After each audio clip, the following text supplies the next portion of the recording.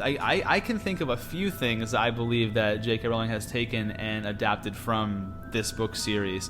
What are some of the things that you believe that she has taken from, and I'll talk a little bit about the things I think she's taken from, and let's see, maybe there might be even some more things later on down the way too. But yeah, talk a little bit about like the things you think are like renditions of it, right? Like they are rooted from the Lord of the Rings. What do you think that she took into Harry Potter that she maybe had in the back of her mind when she read this series and was like, oh, I would love to kind of put my take and a little spin on this? What are some of the things that you think? Yeah, I mean, there's just so many things I really noticed. I mean, even Game of Thrones has similarities, and I don't exactly know this, but I'm assuming both those authors have probably taken things away from this book series that came out much, much earlier. Of course, starting out before, I think there's a big similarity with Wormtongue and Wormtail, who is Peter Pettigrew. I mean, even just the name alone kind of gives a little bit of a similarity, but the whole, deal with Peter Pettigrew as Wormtail, remember that whole situation that we talked about? You can go look on our earlier podcast episodes, but with Azkaban, when Sirius Black got sent there, and he kind of escaped, and Peter Pettigrew did as a rat, Scabbers, and Ron had him the whole time. It's very similar with like Wormtongue, how he was almost trying to, I don't want to say it wasn't exactly like the way as in the film, which we'll talk about later in a few weeks here, but he was very much trying to influence Theoden, almost like how Wormtail, I can't say he exactly influenced Voldemort. It was a little bit more of Voldemort influencing him, but he was very much kind of like his big helper there, like trying to help him out, and he was a snake in a way. No offense to snakes. Grass snake is my Patronus. No offense. Slytherins are awesome, even though I'm a Gryffindor. But that's a similarity there. Even to the point of Occlumens. Now that we're talking about the Palantir here, think of that, Severus Snape, my boy, man, that gets a lot of bad rap. I know you don't like him too much, but remember he kept telling Harry, he was like, learn to guard your mind. And Dumbledore had all those lessons with Harry where he was talking about guarding your mind against Voldemort. And it's kind of the same thing here. Like we just talked about the Palantir and Pippin, who was almost being interrogated when he looked into it, and Sauron was questioning him, and how we've seen Sauron, how he's been, tried to get things out of Frodo. And it's kind of the same idea there.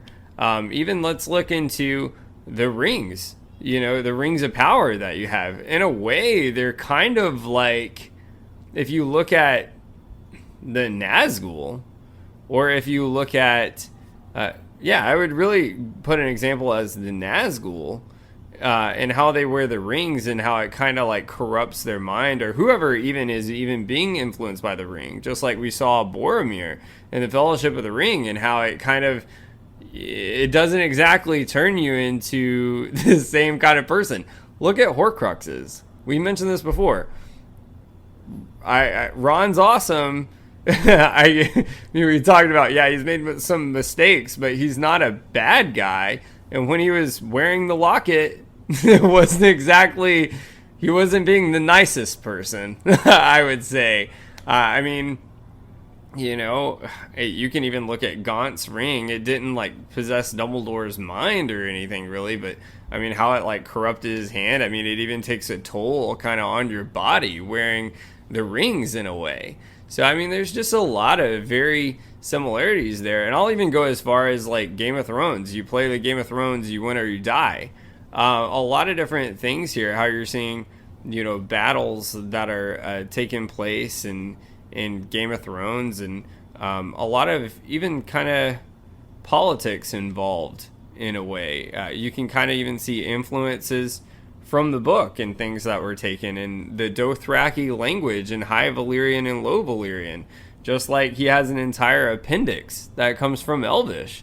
So even if it's not as much as like magic and elves and that sort of thing, which in a way you actually can, because we can say the Targaryens have their own, and even though the show wasn't as exactly accurate as the book, but they even have the violet eyes and everything, and you're kind of seeing some of the magic involved that kind of comes from wizards.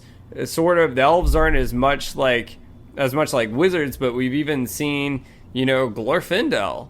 He had all that kind of magic he was using to take down the ring wraiths. So there's a lot of similarities between the franchises we cover, specifically answering your question on Harry Potter here, and I'll even take it a further extent, Game of Thrones, where you can see how this book, I'll even go as far to say, it definitely laid some groundwork and foundation of what it appears to me that two major authors have taken ideas from this, and I think even other fantasy authors have. So what about you, man?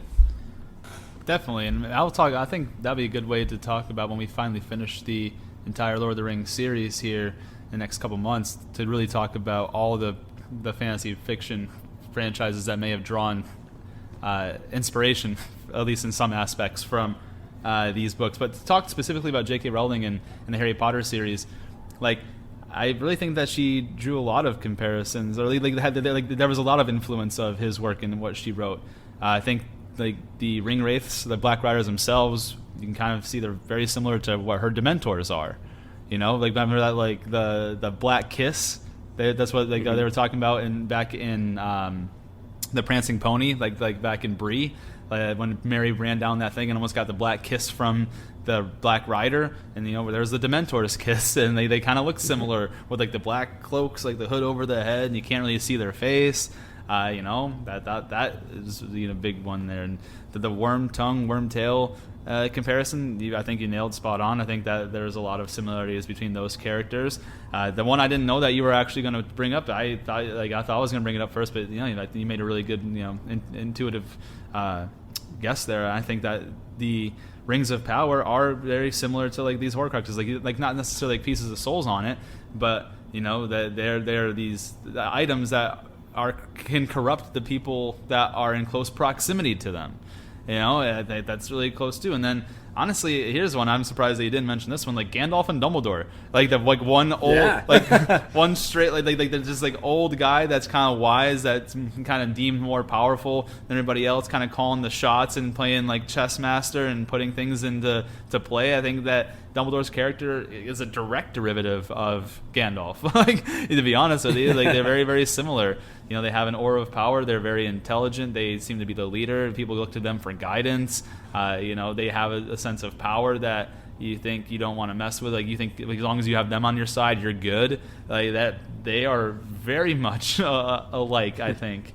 They both sacrificed themselves at one point. That's kind of a big one. Yeah, they 100%. And other things too. Just they're talking about and this is I know this is kind of a stretch, but hobbits are kind of looked as you look at hobbits similar to children, and Harry Potter, these are kids growing up and coming out of there and coming of age type of deal. And so I almost would think too, Merry and Pippin and their relationship and how they're close is they're the troublemakers and they're fun. That you can almost make the argument that Fred and George could have been influenced by Merry and Pippin and their antics and their having the good old jokesters of the crowd. So that's the definite possibility. I'm not saying that's 100%, but I'm saying there's a lot of arguments that can be made that there's many aspects of J.K. Rowling's works in Harry Potter that could have been derived straight from Lord of the Rings, or at least heavily influenced by it. So I think we're all on the same page there.